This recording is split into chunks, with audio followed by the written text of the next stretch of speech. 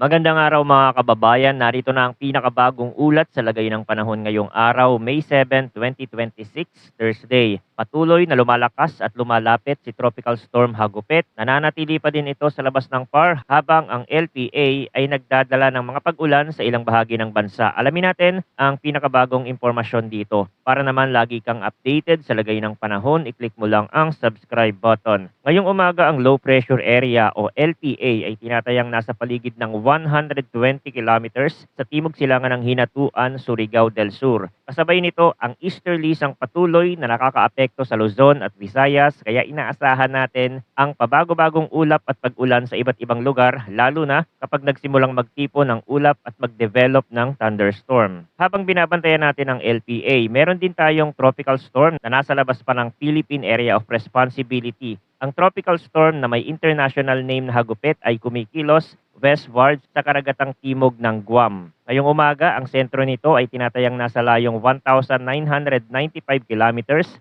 sa silangan ng northeastern Mindanao sa labas ng PAR. Taglay nito ang lakas na may maximum sustained winds na 65 kilometers per hour malapit sa sentro at may bugso na umaabot hanggang 80 kilometers per hour. Ang central pressure ay 1,002 HPA. Sa galaw, ito ay kumikilos westward sa bilis na 20 kilometers per hour. Mahalaga rin ang lawak ng hangin nito dahil ang malalakas hanggang gale force winds ay umaabot hanggang 270 kilometers mula sa sentro. Kaya kahit malayo pa ang sentro, malawak ang naaabot ng hangin at ulan sa paligid nito. Ngayon, pumunta tayo sa forecast weather condition sa bansa para sa Central Visayas, Eastern Visayas, Negros Island Region, Caraga, Northern Mindanao, Davao Region at Zamboanga Peninsula. Inaasahan ang maulap na kalangitan na may scattered rains at thunderstorm at ang pangunahing dahilan nito ay ang LPA. Ibig sabihin, mas aktibo ang pag-ulan sa mga lugar na ito, pabalik-balik ang buhos at may mga oras na lalakas ang ulan sa maikling panahon dahil sa thunderstorm. Dahil ang pag-ulan ay maaaring moderate hanggang paminsan-minsan ay heavy, posible ang flash floods at landslide, lalo na kung sunod-sunod ang buhos sa iisang lugar o kung matagal nang nababasa ang lupa. Sa Central Visayas at Negros Island Region, asahan ang mas makapal na ulap at mga thunderstorm bursts na pwedeng magpataas ng ulan sa ilang oras habang sa Eastern Visayas, mas ramdam din ang aktibong ulap-ulan lalo na kapag ang LPA ay patuloy na humihila ng moisture. Sa Caraga at Northern Mindanao, ganun din ang pattern, maulap at madalas ang pag-ulan, minsan titila tapos babalik ulit at pwedeng may kasamang kulog at kidlat. Sa Davao Region at Zamboanga Peninsula, posibleng magkaroon ng panakanakang buhos na pwedeng maging malakas sa ilang lugar, lalo na kapag tumapat ang thunderstorm cell sa isang bayan o lungsod. Sa ganitong setup, hindi pantay-pantay ang tama ng ulan, kaya may mga lugar na mas babad sa ulan habang ang katabing lugar ay mas mahina. Pero sa kabuuan, mas mataas ang tsansa ng pag-ulan dahil LPA ang nagtutulak. Para naman sa Metro Manila at sa natitirang bahagi ng bansa, partly cloudy to cloudy skies ang inaasahan na may isolated rain showers o thunderstorm at ang dahilan nito ay ang easterlies. Ngayon, pag-usapan natin ang hangin at kondisyon ng dagat. Para sa Mindanao, light to moderate ang hangin na mula southeast to northeast at ang coastal waters ay slight to moderate na may taas ng alon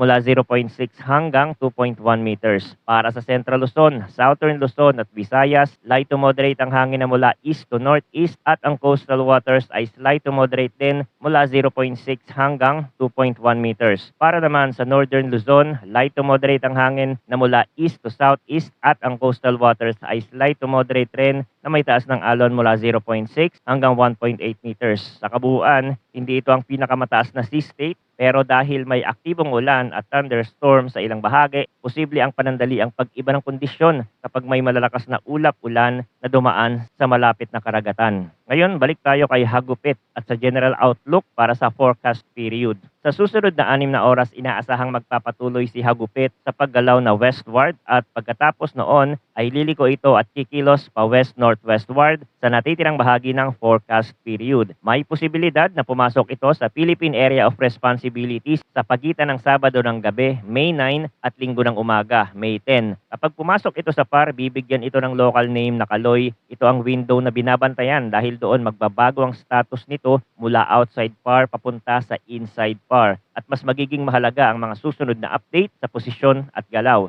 Sa lakas naman, sa loob ng susunod na 48 hours, inaasahang mag-i-intensify pa si Hagupit at magpipik bilang high-end tropical storm. Pagkatapos nito, dahil sa hindi favorable na environmental conditions, inaasahang magsisimula itong humina at maaari itong ma-downgrade bilang tropical depression pagsapit ng susunod na Martes, May 12, habang nasa Philippine Sea. Ibig sabihin may window ng paglakas bago ang window ng paghina. At ang timing na ito ay mahalaga sa pagtingin kung gaano kalawak ang magiging epekto nito sa paligid kahit na ang sentro ay hindi pa nakatutok sa kalupaan. Sa ngayon, malinaw sa outlook na mas mababa pa ang tsansa na direktang makaapekto ang tropical storm sa lagay ng panahon at kondisyon ng dagat sa loob ng susunod na 3 araw. Mas nangingibabaw pa rin ang epekto ng LPA at easterlies dito sa atin, lalo na sa mga rehiyong nabanggit na maulap at may scattered rain sa thunderstorm. Pero habang papalapit ang window ng posibleng pagpasok sa PAR, mas lumalakas ang dahilan para tutukan ang mga susunod na updates, lalo na kung may pagbabago sa bilis at direksyon ng galaw nito. Ngayon, tungkol sa mas malawak na pagtingin sa ruta, ang ibang weather model tulad ng Google DeepMind ay nakikita pa rin ang posibilidad na maglandfall si Hagupit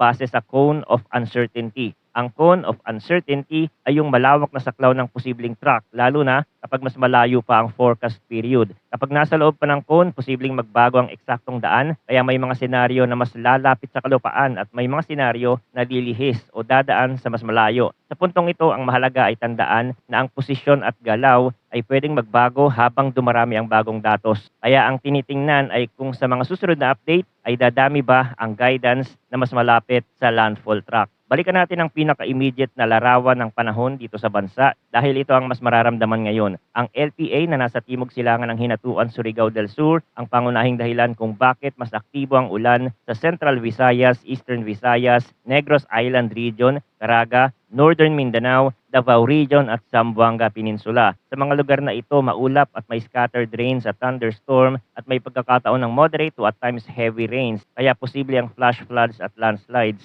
Sa Metro Manila at sa natitirang bahagi ng bansa, easterlies ang nagtutulak ng isolated rain showers o thunderstorm. Kaya mas patchy ang ulan pero pwedeng lumakas kapag tumama ang thunderstorm cell sa isang lugar. Isang maikling paalala lang habang ganito ang setup, kapag nasa mga lugar na mas aktibo ang ulan, bantayan ang biglaang pagtaas ng tubig sa mga mababang lugar. At kung nasa mga lugar na may slope, mag-ingat sa pagguho, lalo na kung tuloy-tuloy ang buhos. Sa mga lugar na isolated ang ulan, huwag magulat kung biglang uulan ng malakas sa maikling oras, lalo na kapag may kulog at kidlat. Manatiling nakatutok dito sa ating channel para sa susunod na mga updates. Maraming salamat sa inyong panonood at mag-ingat po tayong lahat.